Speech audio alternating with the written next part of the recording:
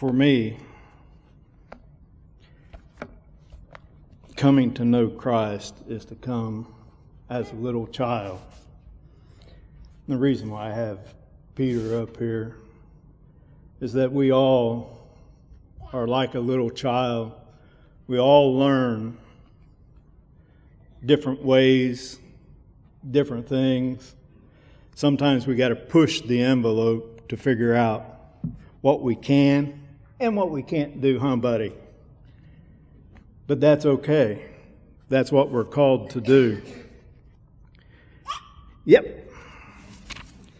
In Matthew 19:14, but Jesus said, "Suffer the little children, and forbid them not to come unto me, for such is the kingdom of heaven." Yep. For like you, we need to become the kingdom of heaven. Yep. And that's precious. And, nope. And that's the way we are with Christ sometimes. We want to come and we'll touch Him and then we back off. But once we really come to know Him, we can't stand to be away from Him, just as a child cannot stand to be away from their parent. We cannot stand to be away from our Heavenly Father.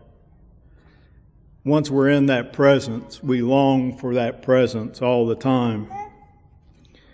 In Mark 9:36,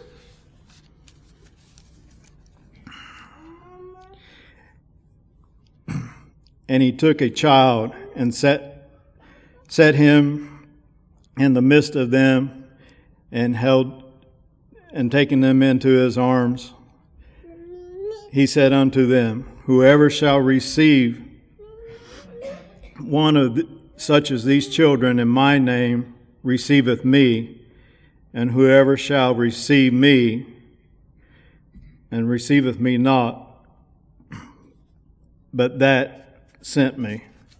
So this is important. We must receive Christ as a child. No matter how old you are, no matter where you're at in your life, no matter how much pain your body's going through, we still have to go and be willing to be like Peter, to learn. And there's nothing in this world that we can't learn from. As my physical therapist is telling me, through pain, there is growth. In pain, there are limitations. You are the one who decides on how far you will grow and how deep it will grow. Such as with Christ.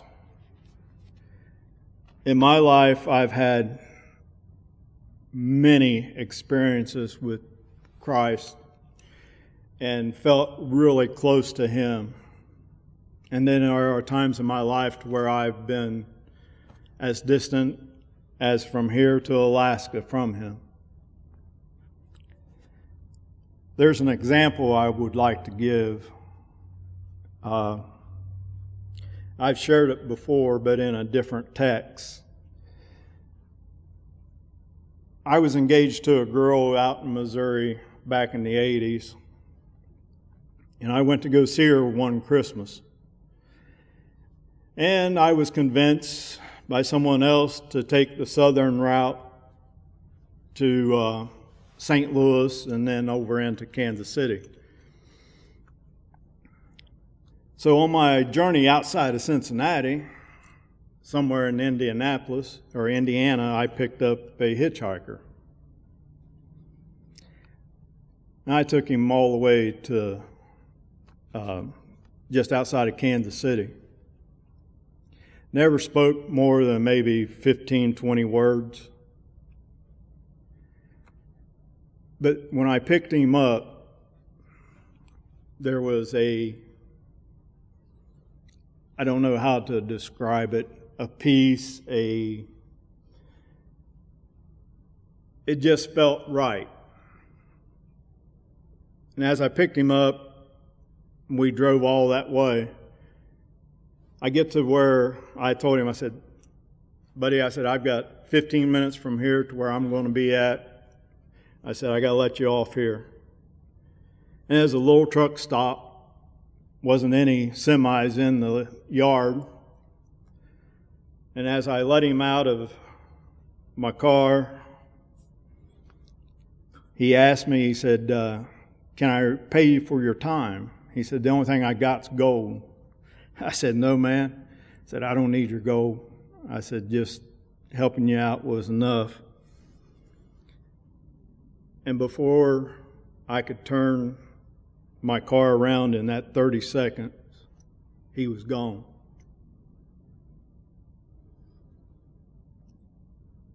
And I can remember as I drove away,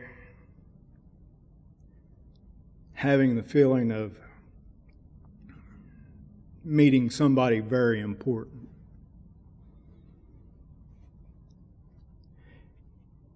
And as I was preparing for today, that stood out to me very much so, because I learned a lot then about myself more than anything. My teachings of growing up, my parents always, they saw somebody alongside the road, Dad was stopping and helping them. I remember a time we were out on the road, somebody had a flat tire, Dad took his spare tire, put it on their car, and drove off. They drove off. Dad never asked for anything. And that taught me a lot, because I've helped a lot of people pull off the side of the road, fix whatever need to be done, go get them gas, bring it back, whatever. But as a child, and that's what Christ is calling us to do, is to reach out and help those who are less fortunate than we are. Maybe not in that dramatic extent, but like we do here on the fifth Sunday, we try to help out somewhere.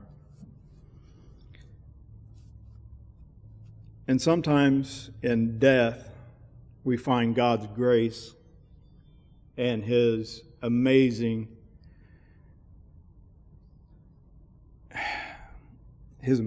love. I shared this with Aunt Sharon a couple days ago. Be 30 years in August when my dad passed away.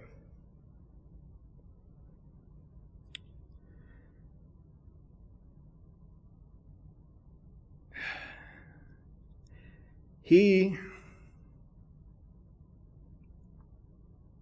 at his death, was the most peaceful death I've ever seen in my life.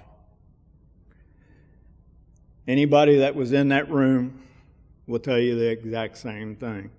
Dad was asking the doctors, Doc, how much time do I got? I know my time's short. Can you tell me how many hours I got or how many minutes I got? As he called each one of us kids up to his side and talked to each one of us, I remember after he got done with my little brother Frank, he said, you know, I've only got a few minutes left. He said, but I want you guys to know that I love you, and I want you to be good people and follow God. At the time of my sorrow, I didn't realize the depth of the words to follow God. And really, it wasn't until my own experiences with my own disability, with the Lyme's disease, that I learned what he meant by that. He wanted us to, no matter what we were going through, to always look to God for our strength, for our answers. It's never easy. Life is difficult. Let's just be honest about it. Sometimes it can be easy, but in reality, it can downright suck at times. I think of what Ron is going through, and I say, man, that sucks. I feel for Ron. But Ron has a smile on his face, and he continues on because he knows Jesus. He knows that God is with him. No matter what pain, no matter what he's going through, he is there. I look at Jim, Chuck Morsey, some of you others that have gone through some tremendous times in your lives. The struggles that you've overcome have helped me to overcome my own personal struggles.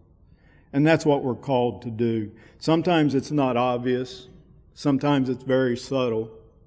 But you never know what you are teaching someone. Because we're all little children. We're all learning.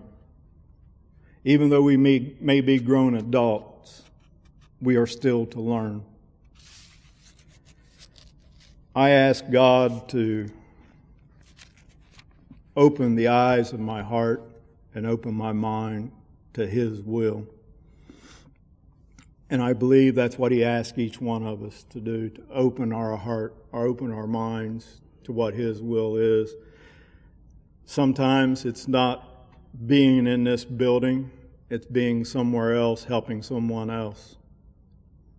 God will direct us where we need to be. We have to put our faith and trust in Him. It's not easy. Amy knows of my struggles at this time with what's going on. It's hard for me. But I know God is calling me to spread His love, to spread His word. And I trust in Him.